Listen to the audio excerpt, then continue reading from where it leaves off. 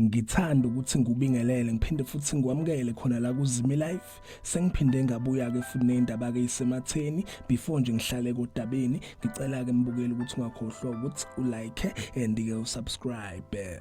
Namhlanje nguphatheleke indaba ethinta uBaby Cele ongumlingisi wakhona la eMzansi and useke walingisa eindaweni ke eziningi.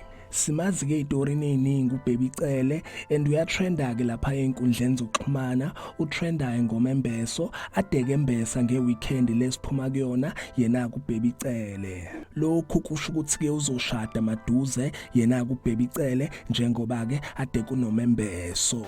Ngiyathemba ke mbukeli ukuthi ke uyasibona ke isithombe sakhe yena kuBaby Cele nomuntu wakhe lapho ke screenini.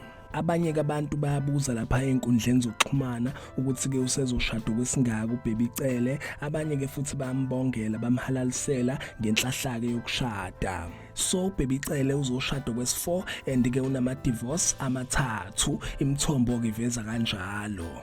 Injalo ke mbukeli indaba ke ethinta uBaby Cele ade kuwumembeso wakhe kule weekend esiphuma kuyona and ke sitholanga ke imininingwane ngaye ke lapha umyeni omusha, kodwa ke makhona ke mbukeli okuvelayo ngiyobuya ngizokuupdate.